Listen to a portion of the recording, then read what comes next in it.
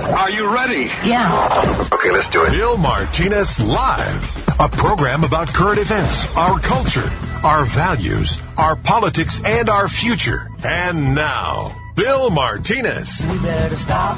Hey, what's that sound? Everybody look what's going on. Hello, America. It's Bill Martinez. We're live coming to you from San Antonio, Texas, as we make our trek across the country, the lower part of the country. From here, we head to Houston and on to Louisiana. We got to stop at Cafe Du Monde for a little bit of, you know. I think Art wants. What do you want? A couple dozen beignets for me to send back to L.A. there for you, Art? Oh, my goodness. Nothing like it. So we're looking forward to it. We've got so much happening, and thank you so much for joining us and being a part of the conversation here as we keep it open. Because if we're going to get this country back on track, it's going to be a we the people movement, a bottom up, not top down. Top down is what got us into this mess. Andrew Schatkin is with us right now. He's the author of essays on the Christian worldview. He is a lawyer with a Christian worldview, and of course, which has something to offer not only the world, but particularly the United States. Legal articles, 5 book chapters published for study in the law curriculum. He has served as a teacher to hundreds of individuals directly and indirectly throughout his career. Andrew, good to have you with us. How are you, sir? I'm really glad to be here and to have the opportunity to say a few words. Well, I want to talk to you about these 2 books of faith particularly, but I cannot help but want to ask you, because your specialties have included amongst criminal law, family law, employment law, but police brutality. Can we address that for just a moment? Because Sure. That seems to be the focus right now. What is your read on how the people are reacting here, whether it's in Ferguson, New York, and of course it's been gaining momentum across the country as we call into account, the police that are here to serve? Well, this is a very difficult situation on 2 grounds.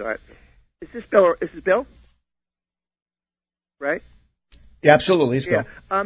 On 2 grounds. Number one, you and I hate to say this, I wasn't there when it happened. Mm-hmm. Right. So you're asking a grand jury to piece together events that they weren't there, and I wasn't there, and you weren't there. That's the 1st thing. The second thing is that at least I think in one of those instances, the grand jury, there were 4 African Americans on the grand jury. I don't think you can assume. I'm trying to be fair, Bill, really, and and not really, stick it to anybody in particular. But they just found otherwise. A jury of citizens like you and me, 4 of them were African Americans in one instance, found that there was no basis for indicting the police officer. I can't say whether they were right or wrong, but I do know I can't go in there, and I didn't hear that evidence. And I think that's the root of it. I mean, sometimes I don't like things that happen to me in life, whatever, but I can understand how a black person might see this as bias or race, but I'm not sure you can quite say that. Absolutely. Right. Well, they're perceiving it from a worldview that they've grown up with. Right. It has been their perspective. So now I think it is maybe past time for a discussion, and that's what I believe why there. And this opportunity that lies before us is that we can address these issues, whether it includes, body cameras for police, maybe inspection by the police themselves to say, are we being disrespectful towards people of race and color because we have a badge and a gun? Well, that's it. It is. I'll say yes. I'm a lawyer, and yes, there can be improper police action against minority groups. There's no question about it. I mean, now, but you have to understand, Bill, that when a police officer is making an arrest, it's a crisis situation. It's a split-second decision and judgment. So they face a very difficult situation. On the other hand, yes, for example, I have had instances in my law practice of black people being stopped improperly, driving maybe in a nice car in the evening, Yes, they are. It seems they may be targeted. Let me put it that way. Okay. Right. Exactly. But it could be a profiling situation. This has been discussed by the government, but I mean, you can't assume that exactly because the police officer is in a position to make judgment calls in crisis situations. Definitely something I think we have to keep in check, Andrew. Because we've only got about 5 more minutes here, but I want you to comment on these 2 new books on faith. The first book entitled "How Jesus Became God" by Bart Ehrman. What is your perspective on this? Well, I respect people's views, Bill, but in this book, I feel that, and I wish I'd talk a bit more about it. For example, one of the things that really bothers me in this book, I'll tell you, is as a person who believes in a democratic system and the equality of most people, the essential quality under the law of people.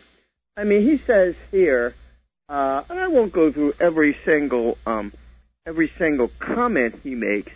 He says that the gospel writers made up stories. I mean, this is.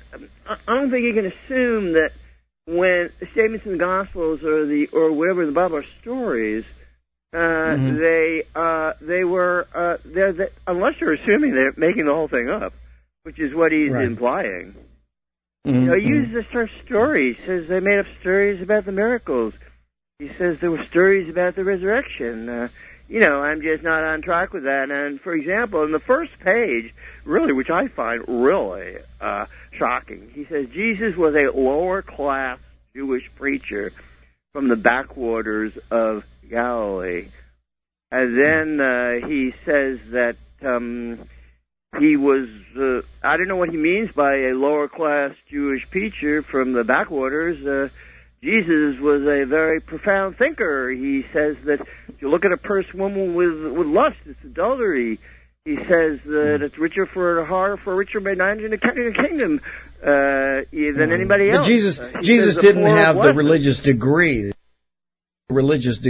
of the time. I mean, that was the deal. Because, as the leading class said to him, "We know who you are," referring to his birth.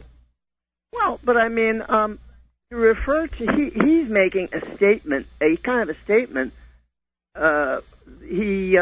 He also says he was a crucified peasant. I don't know what he means by these things, that he peasant or lower class. I mean, a person who does physical work or has a job that perhaps is not like intellectual, are they therefore, he's implying they're stupid or something or lacking? He's a peasant, he's lower class. I see through what he's implying. If that's the case, I disagree. Although Jesus specifically chose as disciples working people, fishermen. He didn't assume they were stupid or lower class. I mean, obviously, Mr. Ehrman has a different point of view than me. Yeah. Well, how many people would give up their own lives and be martyred for somebody that was denigrated to this point and viewed from this perspective that Ehrman suggests? Well, I mean, he's saying things about Christ. He's lower class. He's illiterate. Yet the fact of the matter is, you're right. But the fact of the matter is that he was seen teaching in the temple, instructing people. Right. He was certainly in no way. He had a large number of followers based on what he was saying and what he was doing. I don't think you can. Also, as you say, he. Why would people? You say give up their lives to this person? No. I mean, there are many statements in this book. Can I give some other examples? Yes, go ahead. Okay. Listen, example, we'll leave the second book for the next time we have you back, okay, Andrew? Because we only have about a minute left. About this. If you give me a chance, I might want to talk more about this book or what he says in this thing. For example, he says that there were other miracle workers in the time. He says there were other people. The emperor was made a god, the Roman emperor. These people are long gone. Jesus is very much still with us throughout the world, and people are constantly being converted to believe in his divinity. He's saying there were miracle workers and people became gods at the time. Well, maybe there were, but they're long gone and long forgotten. Jesus is not. Well, we know there were, Moses confronted Pharaoh. There were magicians that were able to imitate some of the miracles and representations that Moses gave in order to validate his ministry. Andrew Schatkin, author of Essays on the Christian Worldview. Andrew, thank you for your time. We got to have you back. here. 15 minutes after the top of the hour, America.